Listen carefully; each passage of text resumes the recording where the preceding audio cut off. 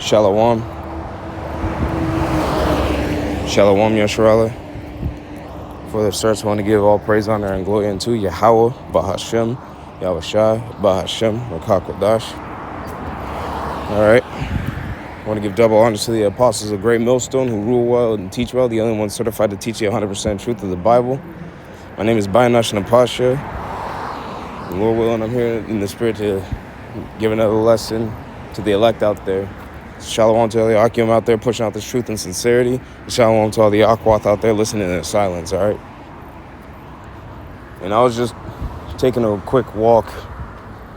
And, you know, when it comes to moving in this thing, hey, it's really easy to get tripped up over stuff, you know? Me personally, I'm coming off of a spiritual high. That's my own testimony.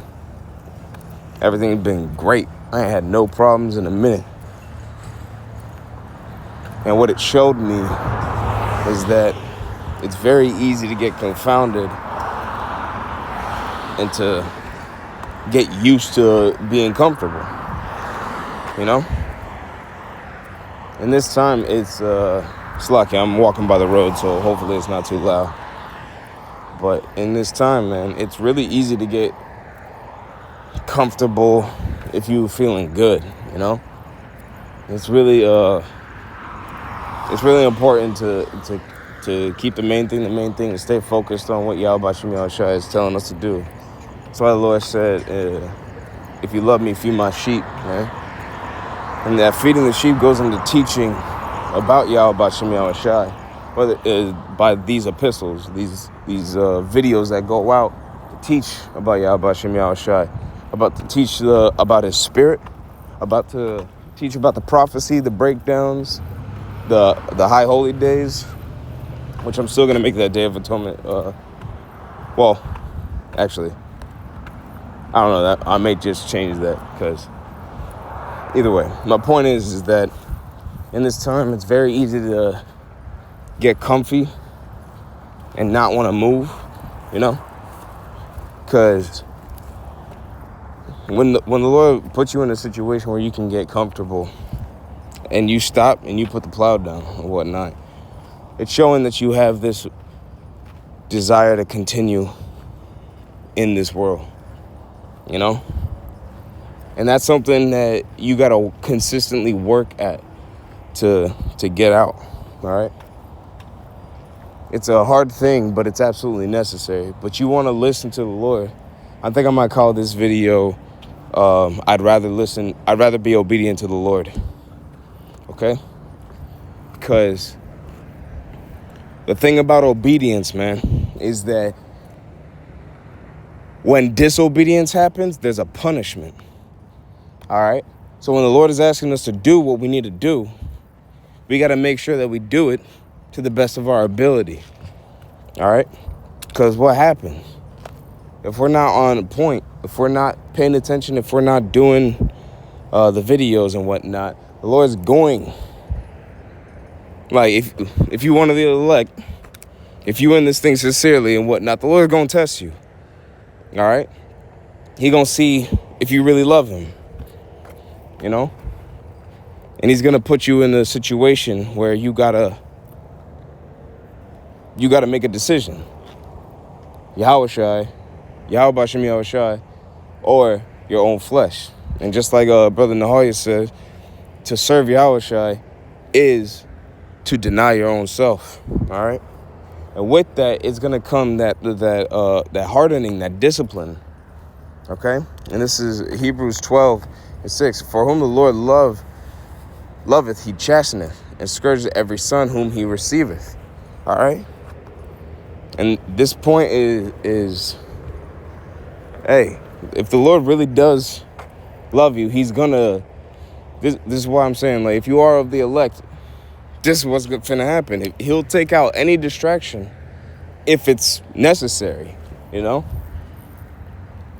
If you focus, if you like making music and you be making beats more than you be making videos, You finna make your computer like explode or some shit. Not explode, but you know, like he's gonna make the motherboard short circuit or make every one of your projects crash.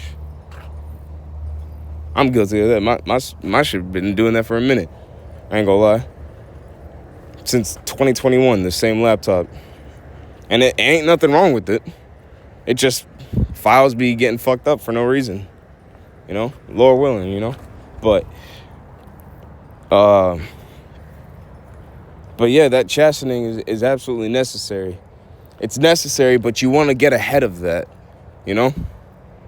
Just listen to the Lord. You're not going to outsmart the Lord. That's not what I'm trying to say. What I'm saying is you just got to listen on the first go-around, all right? And that's the thing. Even when you are feeling good, even when you're in a position of where you think, oh, I can just relax. It ain't no thing if I just continue. No. Even when you're good, you should still want to serve the Lord. You shouldn't get comfortable not serving the Lord once you are in a better estate, you know? That's not how this works. In fact, the scriptures tell us opposite.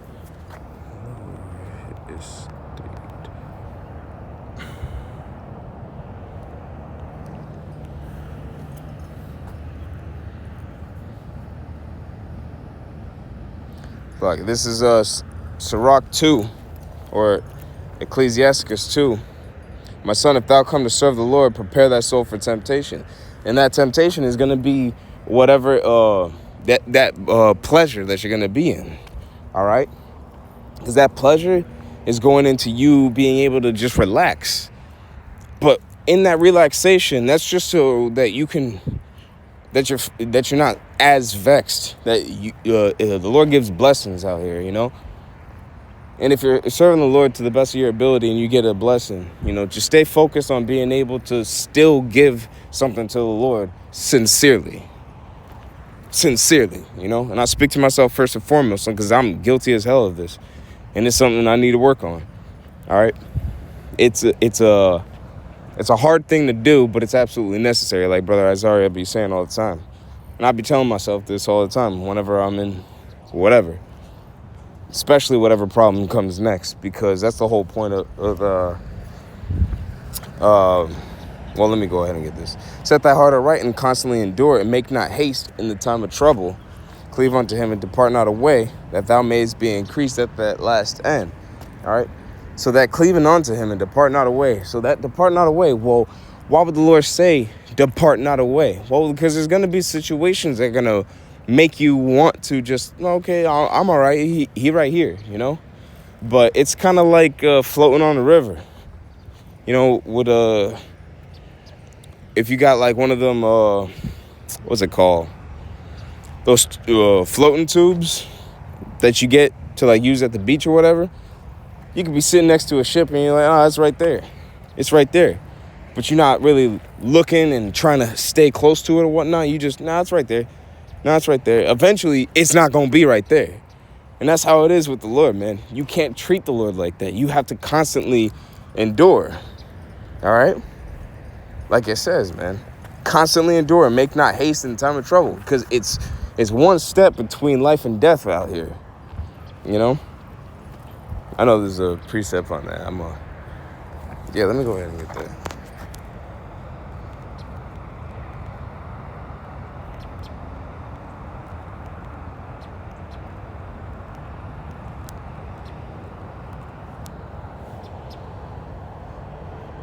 First Samuel 20 and 3.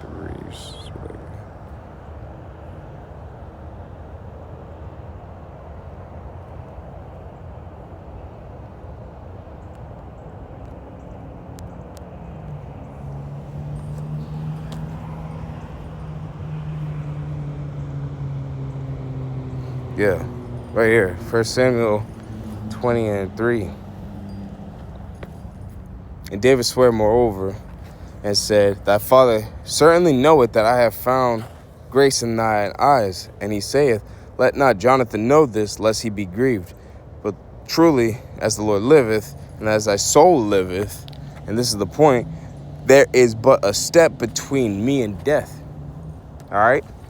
So you got to constantly have this mindset that, hey, at any moment, so even when you're comfortable, man, got to have that fear of the Lord, all right? It's real easy to get tripped up when you're trying to have a good time and not indulge in things that are that's why we have the Sabbath consistently going on. It's a way for us to rest, but also a way for us to like cut off things that don't need to be consistently going, like getting rid of that workaholic type of thought process, you know? That's a day, no matter what, I'm relaxing, all right? And I'm praising the Lord, that's it, okay? And then you got the Passover and the Day of Atonement. Those are days that you have to fast, okay? And then on top of that, it's recommended that you do fast. And what is that? A way for you to humble your soul, to afflict your soul, so that you can be better. You can't just continue in eating and whatnot. And then there's intermittent fasting, which is basically one of the healthiest ways that you can possibly live. This isn't medical advice, but, you know, the benefits speak for themselves, man, when you follow them, okay? Point is that when you're focused on Yahawahshi, you're focused on your betterment, the discipline, because that's what it takes to serve Yahawahshi. He's not lazy, all right? He's an austere man, and he puts up, and he's long-suffering, all right? The scriptures describe the Lord as long-suffering, all right? So what we need to do is actually have that same mindset to cultivate towards the Lord. It's real easy to catch a blessing from the Lord and try to run with it. That's not the case, you know? That's like if your parents decide to, like if you're a kid and your parents decide to give you, I don't know, some cake or whatnot. I'm not really a sweet tooth, so I don't really. But, you know, if you're a kid and you try to hold on to that cake for a while because you want it all the time, well, that thing is gonna spoil, man. And it's gonna get you sick, you know? And it's the same thing with if the Lord gives you a blessing, you desperately try to hold on to it now instead of actually just letting it be for that moment, you know? It's real easy to allow yourself to get confounded over stupid stuff in today's days, man. It's not necessary. The Lord is just trying to help you get to a better spot, and what it takes is you obediently following Him, man. Actually, let me go ahead into the word obedient. Come on now.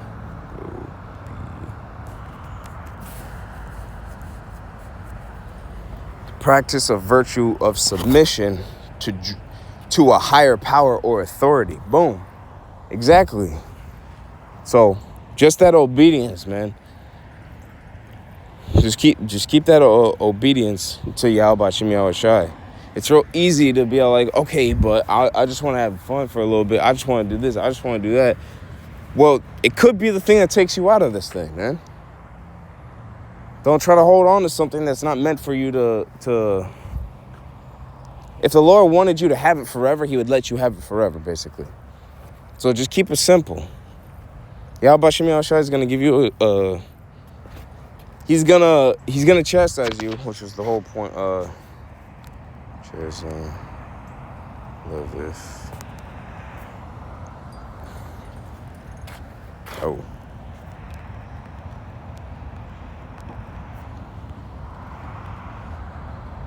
I did the same thing. Hebrews 12:6. For whom the Lord chasteneth, for whom the Lord loveth, He chasteneth, and scourgeth every son whom He receiveth, man. You got to learn how to understand how the Lord is moving with you. That's extremely important in this walk of ours, okay? Because not understanding that could be the very way that you confound yourself. Again, it's all the Lord's will, but still, it's imperative to understand the lesson that the Lord is trying to teach you. All right? Because you could be, again, speaking as myself as a man, you could have 2 weeks of just rainbow and sunshines. Ain't no problem in your life. Nothing. You just happy all the time. To the point where, like, that happiness starts to, like, remove a little bit of that austerity. Now you're just a little bit more chipper. Well, hey, once you get brought down, you got to be able to take that on the chin and just be like, the water, look, Yahawahshi. I needed that. Thank you for the high. It's been a long time, and I appreciate it. And I appreciate it, man. For me, that was too long. I had 2 weeks of no issues, and I got afraid that the Lord wasn't dealing with me. So I've been praying, hey, Lord, hit me with something, please. Show me that you're still with me. And now I got shit popping off. So, Dwada Yahawahshi. All right, and that's so I can check.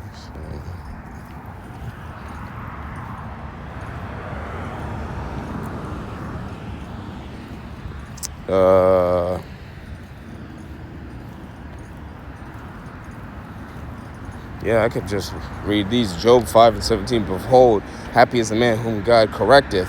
Therefore, despise not the chastening of the Almighty. Which is beautiful, man. Okay? Happy is the man whom the Heavenly Father correcteth. All right? There was a video I did a while ago about women talking about, hey, ladies, stop going up against your man whenever he corrects you. Stop fighting that man. All right? Because a man that corrects you is a man that loves you. And the thing is that there's a hierarchy on this. All right? Yahawahshi is above every man, and above every woman is the man. So that hierarchy follows as a flow chart in the same way. The way that a man will correct his woman, she can't get mad at the fact that she's getting corrected. If he never corrected her, he doesn't give a fuck about her. Excuse my French. All right? And it's the same way. Yahawahshi, like I just read in Proverbs, man.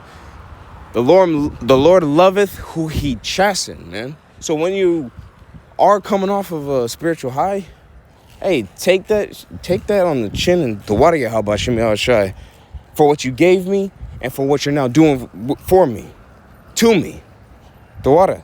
All right.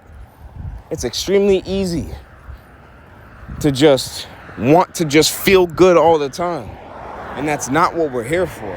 This is not our rest. Our rest is coming soon. Don't sacrifice.